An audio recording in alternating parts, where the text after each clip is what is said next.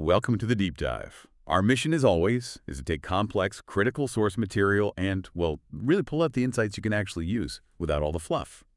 Today, we are diving deep into something pretty crucial, Canadian housing stability. We're focusing on a recent report where, honestly, the language the National Housing Agency used maybe raises more eyebrows than the actual numbers. We're looking at excerpts derived from a Canada Mortgage and Housing Corporation report, that's the CMHC, published October 7, 2025. Our goal is really to get past the headlines and figure out why this specific agency is, sounding a kind of national alarm about mortgage stability.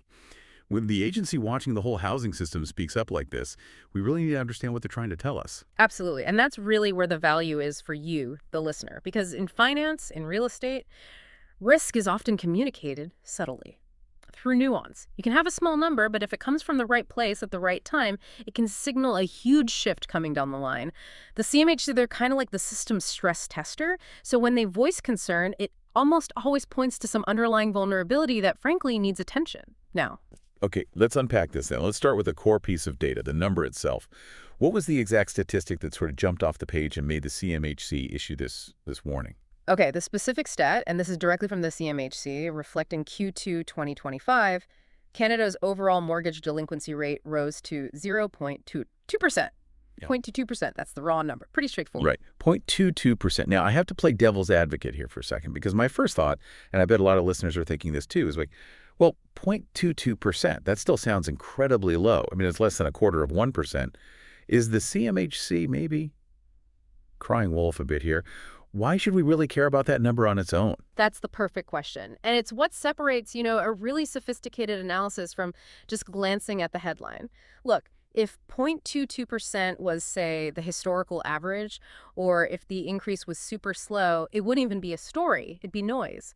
But context changes everything. The CMHC, in their commentary around this number, explicitly warns Canada faces a wave of mortgage delinquencies and arrears. They don't just toss around words like wave casually. That's strong language for an agency like this. Okay, a wave. That definitely sounds more serious than 0.22%. Exactly. Think of it like this. 0.22% isn't the disaster itself, it's the change. It's the acceleration that's setting off alarm bells. It's like the moment the slope of a curve suddenly gets steeper. When the National Housing Agency uses language like wave, they're telling us the system is seeing rapidly building financial stress, even if the total number of people affected is still relatively small for now.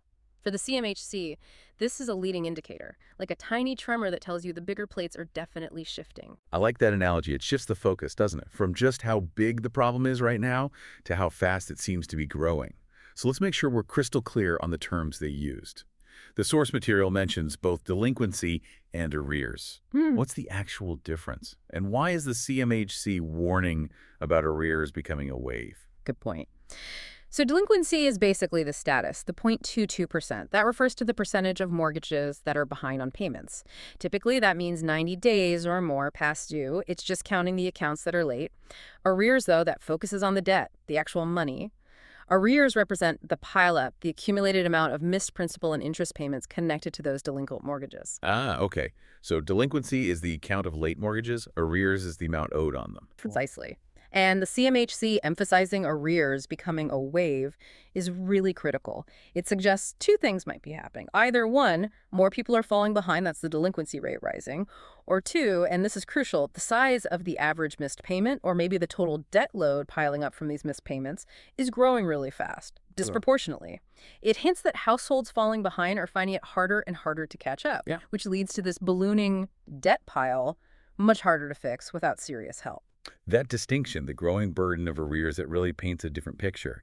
That makes the word wave feel much more justified. It implies this mounting, maybe unresolved debt. And this data snapshot is specifically from Q2 2025, right? So it reflects a very recent moment. That's right. Very current. Which is why we need to connect the dots. What's the CMHC likely seeing or anticipating that makes them release this now?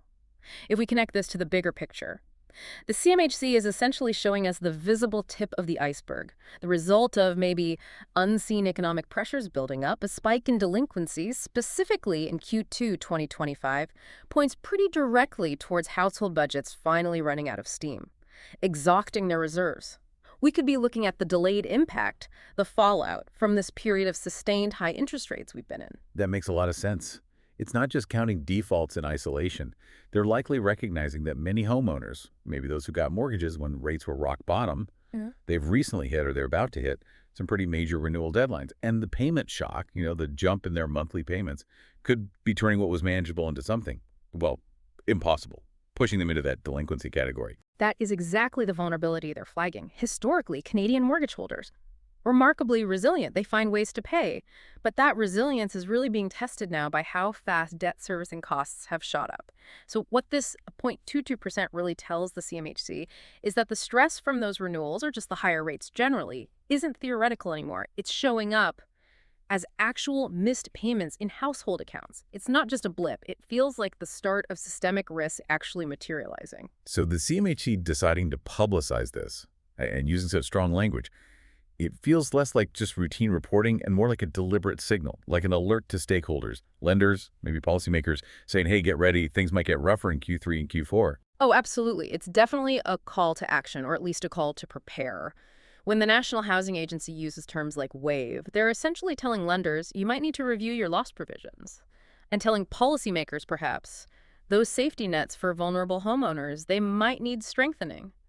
They're trying to get ahead of it, mitigate the damage by making sure everyone understands the gravity implied by how fast these arrears seem to be piling up. It's really quite fascinating how much punch a single phrase, that warning about a waive, can have when it's tied to a specific, even if small, number. So for you listening, the key insight here isn't just the 0.22%. It's who is saying it, the CMHC, and the context they're giving it, the waive warning. That makes this 0.22% feel like a really credible early warning signal, a sign that financial difficulties are accelerating, especially for those facing that payment shock.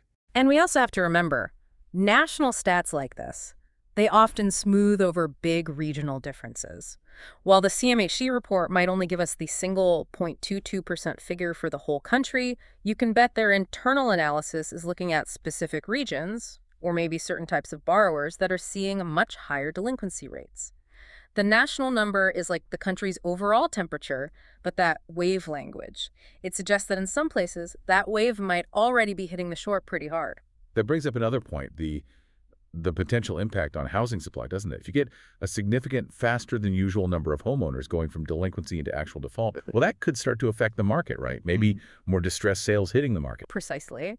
That creates a potential feedback loop, and that's exactly what the CMHC wants to prevent. Their whole mandate is stability.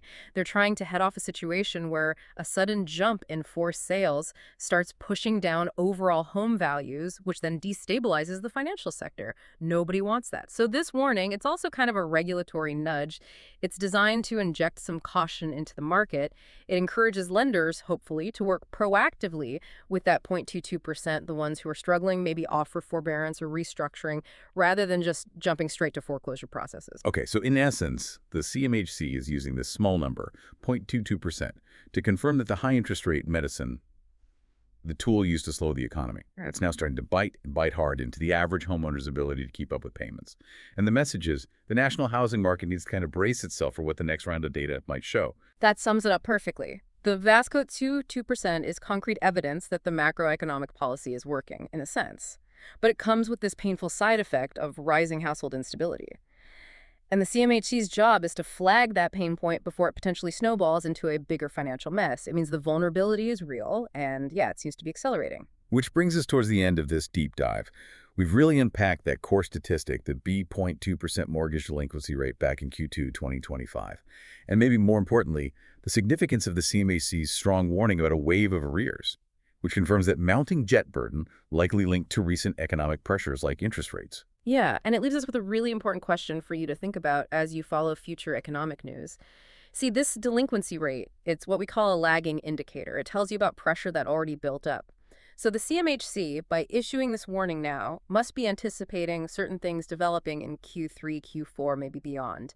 So the question is, what specific indicators should you watch? Things like, say, unemployment figures, or maybe signs of stubbornly high inflation continuing. What would need to happen with those broader economic trends to either make this wave get bigger and faster, or perhaps cause it to flatten out and recede? Think about it. If the job market starts to weaken significantly on top of high rates, that 0.22% could look very different very quickly. Keep an eye on those wider pressures to really grasp where this housing stress might be headed next. Absolutely. Keep seeking out that knowledge. Keep connecting those dots. Thank you for joining us for the deep dive. We'll catch you next time.